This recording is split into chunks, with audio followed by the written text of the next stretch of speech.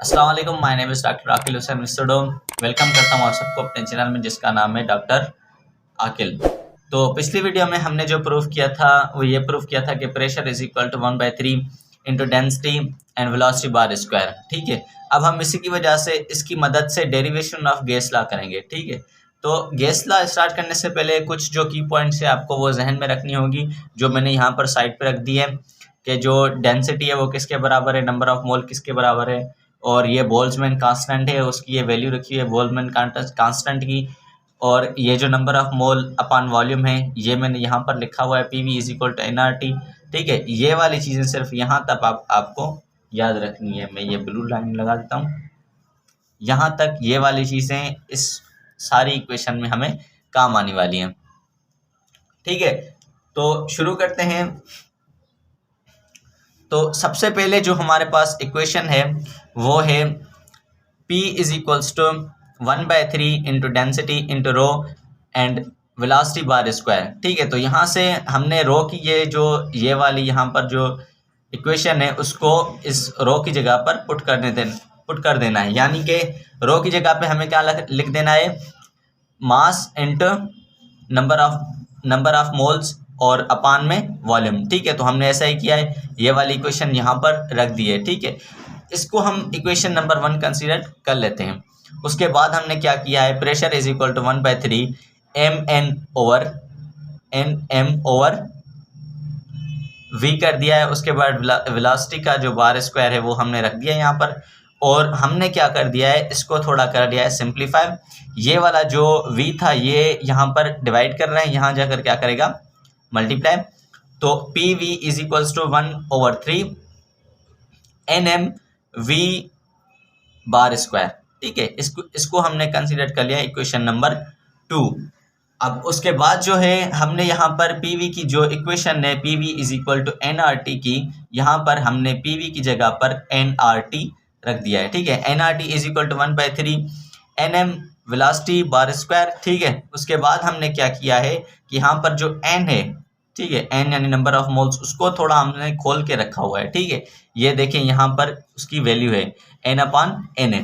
हमने क्या किया है, यहाँ N की जगह पर N/Na रख दिया है। ठीक है, उसके बाद N/Na RT is equals to 1/3 NM V bar square. ठीक है, अब उसके बाद हमने क्या किया है कि इसको बोथ साइड से मल्टीप्लाई किया है, किससे, 3/2 से। यहाँ पर भी मैंने 3/2 रखा हुआ है, यहाँ पर भी मैंने 3/2 रखा हुआ है। ठीक है, अब क्या करेंगे, इसको करेंगे थोड़ा सिंप्लीफाई। तो ये वाला जो 3 और ये 3 दोनों आपस में कैंसिल हो जाएंगे, और ये वाला n और ये वाला n आपस में हो जाएंगे कैंसिल आउट। बाकी जो हमारे पास बचा है वो मैंने नीचे लिख दिया है, ये देखें 3/2 वो हमने यहाँ पर लिख दिया है। यहाँ से n इस n में कैंसिल हो गया, तो r वाला ये r यहाँ पर लिख दिया, और n है इसके नीचे, और t जो है वो लिख दिया वही। और यहाँ पर जो है ये वाला जो है 3 में कैंसिल हो गया, इसके नीचे 2 बचा। ठीक है, तो 1/2 ये मैंने यहाँ पर लिख दिया है। ठीक है, MV वेलोसिटी बार स्क्वायर ये मैंने यहाँ पर लिख दिया है। उसके बाद क्या करना है, हमको ये पता है कि जो R/NA है वो बराबर किसके है, K के, जो मैंने यहाँ पर लिखा हुआ है ऑलरेडी। ठीक है, तो K is equals to R/NA। तो यहाँ पर मैंने K जो R/N है उसका वैल्यू लिख दिया है, वो क्या है, इज इक्वल टू किसके है, के। ठीक है, और is equal to 1/2 MV square भी बोल सकते हो, NV बार स्क्वायर भी आप इसको बोल सकते हो। ठीक है, अब उसके बाद जो हमारे पास फाइनल इक्वेशन आ रही है वो आ रही है 3/2 KT is equals to kinetic energy. ये 1/2 MV स्क्वायर रूट में स्क्वायर टी किसके बराबर है, काइनेटिक एनर्जी के। ठीक है, अब हम क्या करेंगे, जो हमारा काम है, जो डेरिवेशन हम कर रहे हैं किसकी, गैस लॉ की, तो हमारे बुक में जो है वो 2 लॉज दिए गए हैं, एक है बॉयज लॉ और दूसरा है चार्ल्स लॉ। ठीक है, तो अब हम जैसे ही इक्वेशन नंबर 2 को और 4 को, इक्वेशन नंबर 2 एंड 4 को कंपेयर करेंगे, ठीक है, तो हमारे पास कुछ ऐसी इक्वेशन आएगी, ये वाली equation V is equal to N/P KT। ठीक है, अब अगर हम यहाँ पर बॉयल्स लॉ कंसीडर कर रहे हैं तो हमें क्या क्या चीज़ें कांस्टेंट लेनी होगी, हमें लेना होगा ये पूरा कांस्टेंट।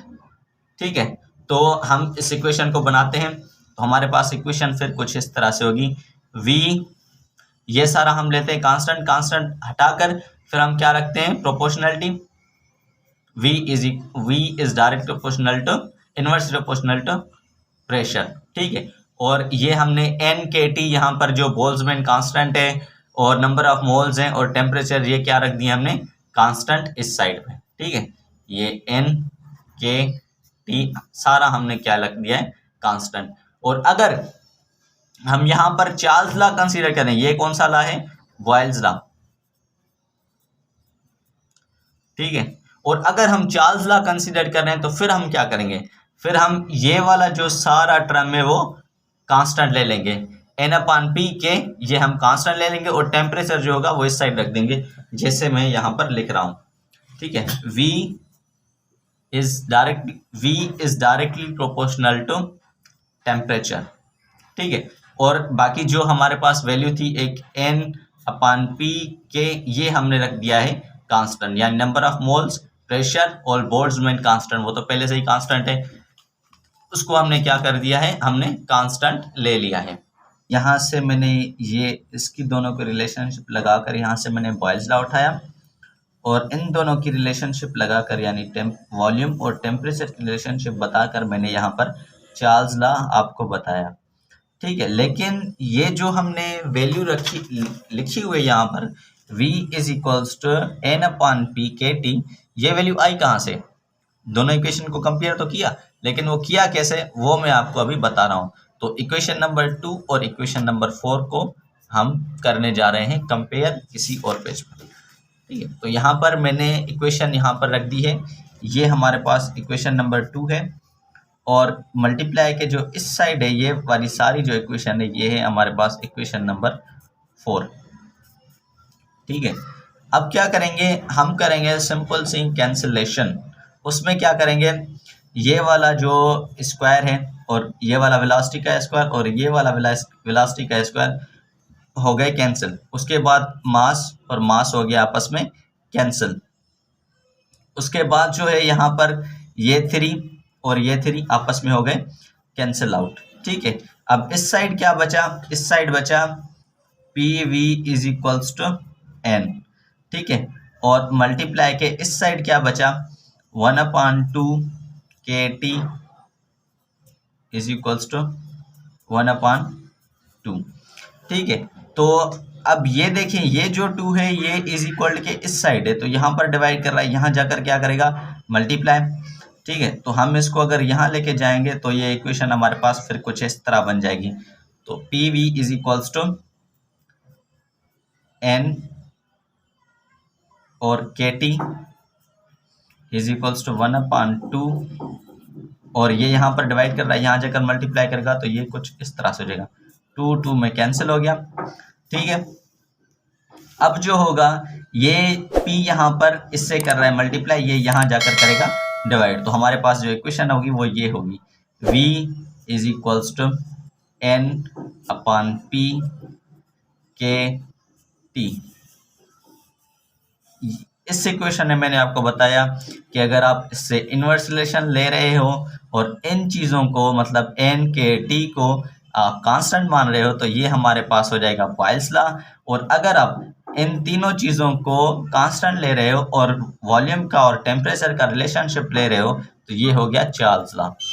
ये था हमारा आज का लेक्चर, मिलते हैं अगले वीडियो में।